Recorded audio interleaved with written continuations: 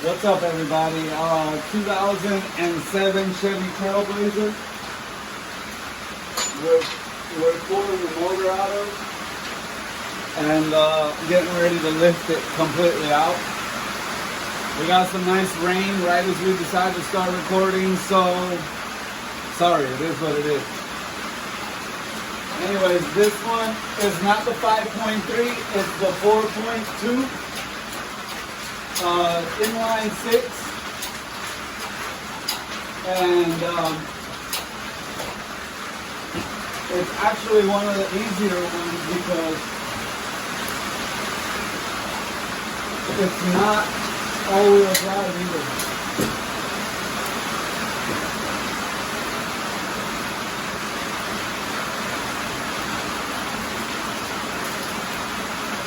So the all-wheel drive ones would have the drive shaft that goes through the oil pan right here. I got it chained up from the motor mount bracket, hot water pipe on that side, and motor mount bracket over here, and one of the starter bolts over there. This motor is locked up, completely locked up. So it's hard to remove because if you look at the back, your torque converter is going to have 3 bolts. 1, 2, 3. And you have to rotate the engine around to get each one of those to line up with the hole and be able to take these 3 bolts out and take the engine out. If you can't rotate the engine because it's locked up, it won't rotate, then how do you get the torque converter bolts? How do you get it to come around and be able to remove it? It becomes quite the chore. So what I did is take a grinder to the timing chain on top, grind it, and on the timing cover, I got the bolts off, but the crank pulley wasn't coming off. I broke a couple tools trying to get this bolt to come loose. A couple sockets, breaker bar, snapped them right in half. Put in poles on the end for extra leverage.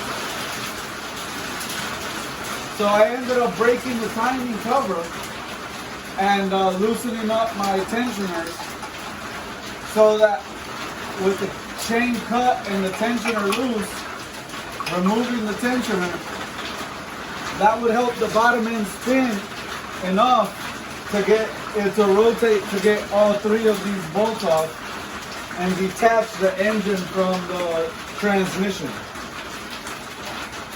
I'm going to lower it down for safety reasons.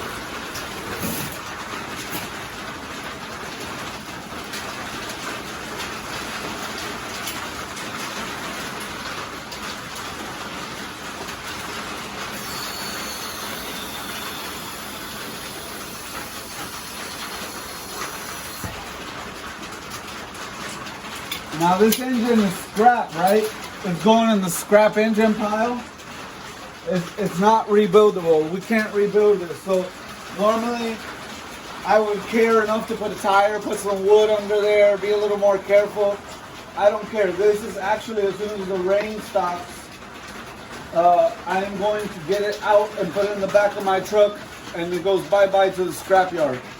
I will strip everything I possibly can off of it. All the brackets, dipstick, I mean everything you see on it, attached to it, sensors, everything's coming off. Just the bare block is going to the machine shop.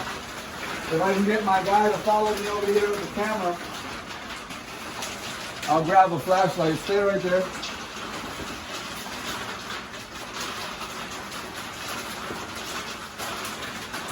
So you can see in here what I was talking about. The camera's pointing at that bolt hole, that bolt, and that bolt. Those 3 bolts right there are the ones that the engine has to spin over to detach itself from the torque converter.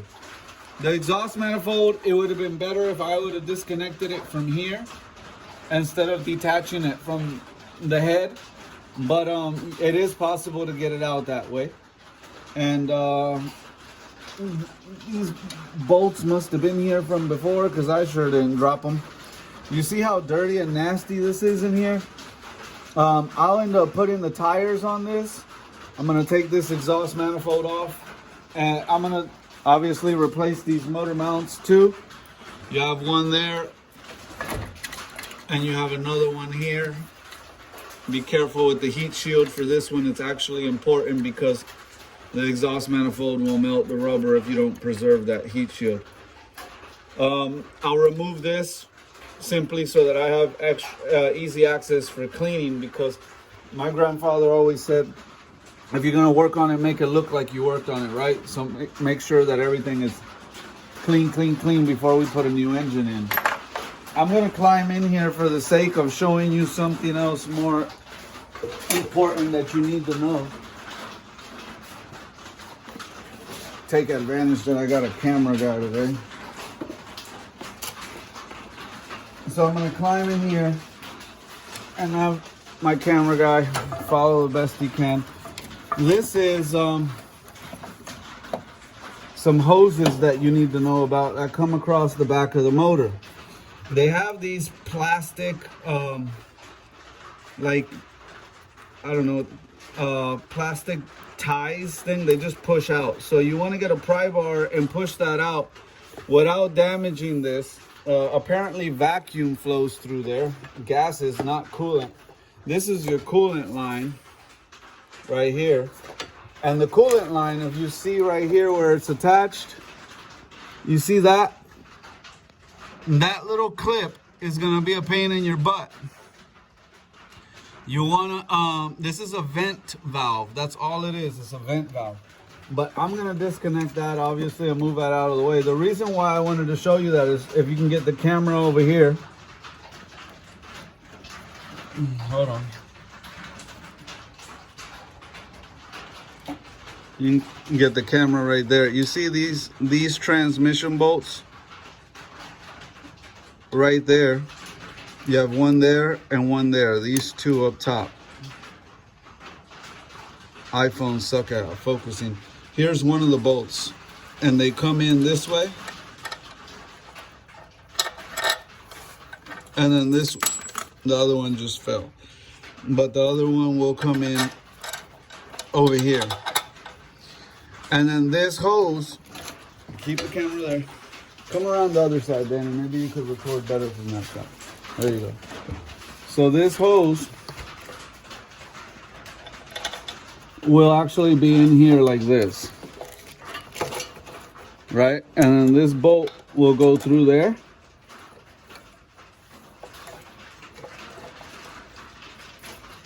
And usually the manifold is out of the way. There we go. Okay, so that's how that will go. That bolt will come in from here, and when you're trying to get the tool in from over there that way to get the transmission top bolts, this is going to be sitting up a little higher attached to the engine, and this hose right here is going to be in your way. I'll grab the phone off you for 1 second just to get a close-up on that. So that hose is going to be in the way of your tool coming into this bolt. Normally it runs across this way in that position, and you have to undo it and push it all the way out that way. If you could actually reach in from behind and unclip it from here, it'd be easier, so that the socket can fit into there without this hose being in the way of the socket fitting there. That's honestly probably the hardest bolt. I think my lens is dirty. Give me a second, guys. Yeah, that's a lot better. The lens was foggy. That's honestly the hardest bolt to get this engine to come out. This top bolt right here. Well, both of the top bolts on the transmission. All the other ones, it's not the end of the world. That one right there, because of that breather hose and this aluminum heater hose pipe, that's kind of a pickle to get to underneath. If you didn't mind the extra work, you would lower the transmission mount and let it sag down and give yourself some room. I did it without detaching the transmission mount, so it is doable. But anyways, took all your harness to the side. Here, I'll let you hold that back. The harness, the important thing is you want to take this time and go through all your wires and make sure that all your wires look good. And take the extra time to re-wrap everything nice and neat, so you don't have to have electrical problems later in the future. See, a lot of this insulation is missing, so we need to get some new insulation wrap for this and put the new electrical tape and wrap it all nice, and then just kind of go through the rest of your harness and inspect it and just make sure that all this harness is looking good and healthy. So we'll take the time to do that. Anything else you might want to inspect while you're in here would be, again, more wiring down through here. It's a great time to clean, like I said. And that's about it. That's about all we got to say, folks. In here, I'm going to go ahead and climb out. As I'm climbing out, I'm looking at this power steering pump just to let you know it doesn't have to be removed. It can be pushed off to the side. The AC compressor was removed, which is normally on this side. It's in the way. You're going to want to recharge the AC. Power steering, you don't have to make a mess. Just shove it off to the side. We're going to climb out now.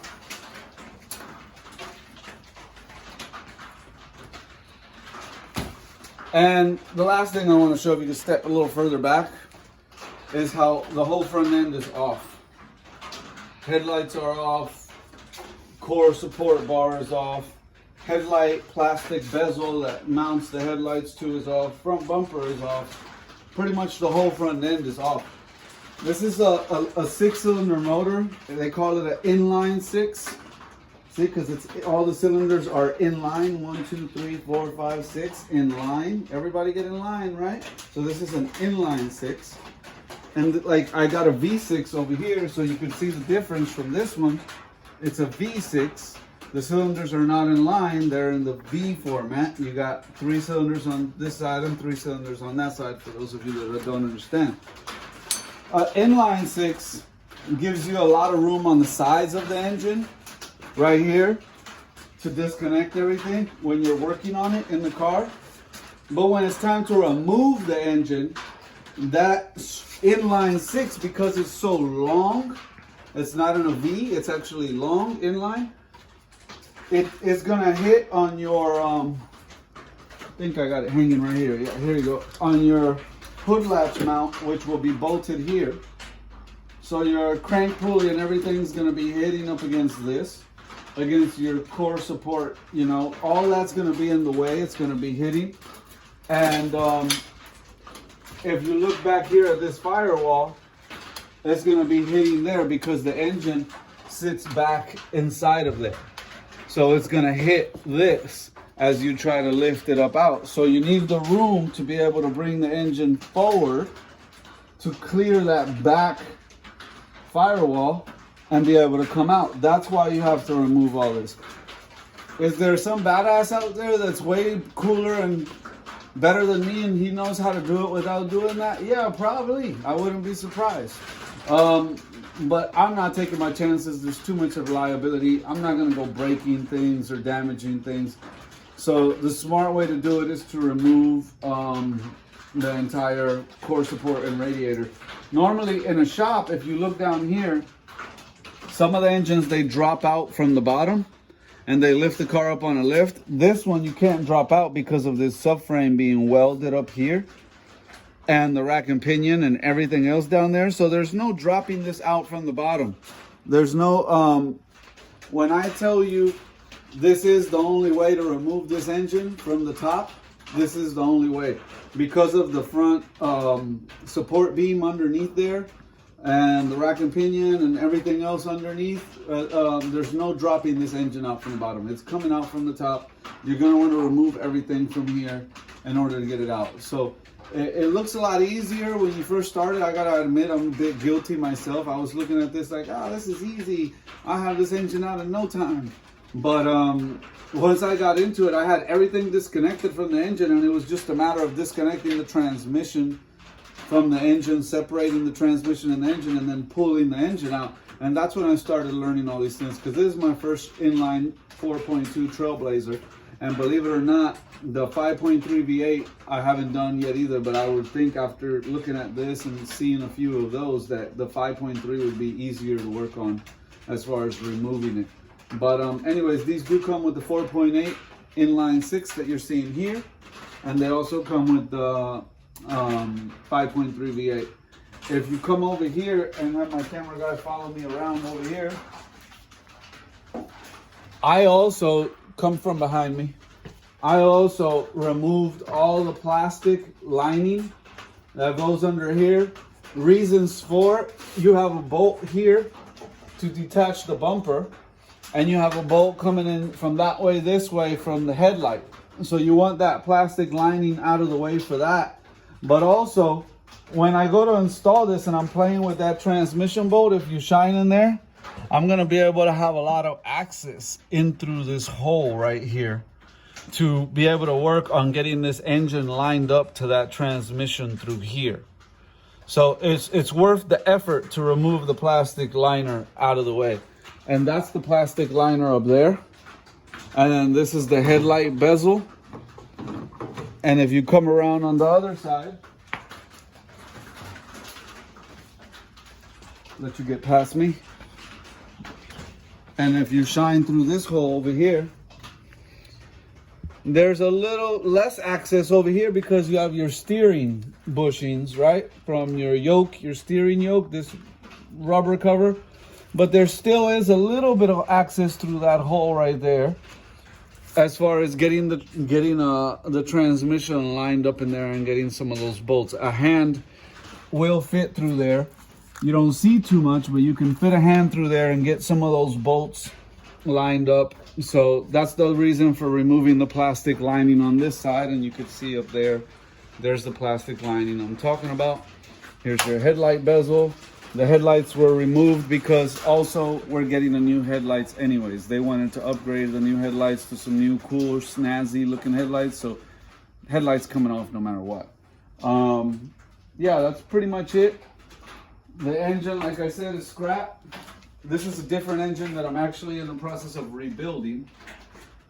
I took this out of another car, had blown heads. This came out of a Lexus. This is a Toyota V6 3.0. So we're actually rebuilding this. The heads are going to the machine shop, getting a new gasket set and everything for it, reassembling it, and we'll either find another car to put it in or we'll sell it.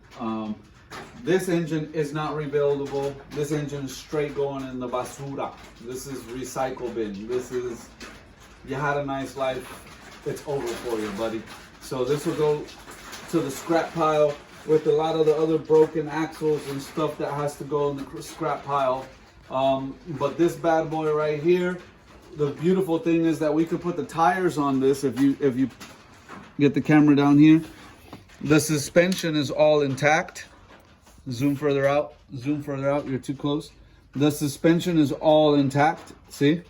So I could easily put the tires on and lower the car down on the ground and then push it outside and fire up the pressure washer over here and hit this up inside here. If you come around over here and show them again just one last time just how dirty that is. It's just pretty pathetic how dirty this was. I don't know where they had this car parked, under a tree or what, but yeah, it's looking pretty tough in there. So we'll get the pressure washer out. I like to get the engine harness wrapped up first, right there. And I take care of my engine harness. I tape it, I wrap it, and then I get like Walmart bags and I tuck the engine harness inside the Walmart bags and I zip tie them up or tape it up, and I kind of lean that to the side because I don't want my engine harness getting all soaking wet when I'm pressure washing. Anything electrical like that I don't want to get wet, I usually throw like 2 or 3 Walmart bags so it's nice and thick, tape them up, lean it over to the side. My fuel lines, like like fuel lines like this one that I got the flashlight pointing in, anything like that, I want to wrap up to. Sensors, receiver, dryer, I'll usually throw a bag over, and I bag everything off, and then I hit the rest with the pressure washer. Nice and clean, right? And I'll even jack it up because there's no engine in it and it's light, and I'll get underneath with the pressure washer and hit it and get it real nice and clean. Let it air dry outside. I got the gas powered blower. I got the compressor. I'll hit it with the blower first. Woo! Get it nice and dry. And that's what I mean by air dry. And then I'll finish off all the detail air drying with the air compressor. Get it all dry. Once it's nice and clean, I'll bring it back in the shop. Jack, bring it up in the air again. And then I'm ready to put the new engine in nice and clean. And well, a lot of times you go to Pecker Boys, you go to a lot of these other big corporate shops, and they're working by the hour flat rate, so they don't have time to clean your stuff. They're gonna, as dirty as this is right here, they might take a little quick air blow through it at most, and you're lucky if they did that. And then it's just drop the motor in. And then whatever the new motor looks like, they're just gonna drop that in the way they get it. And they're not gonna go and do gaskets, hoses, they're not gonna go and address anything. So it's a slap it in, slap it out job.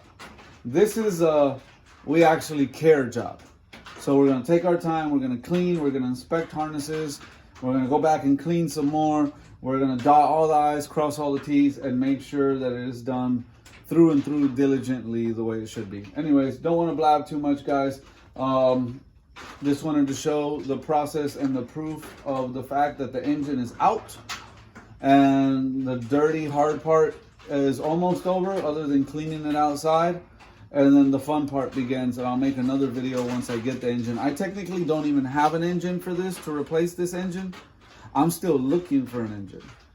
So normally I already have an engine ready to go.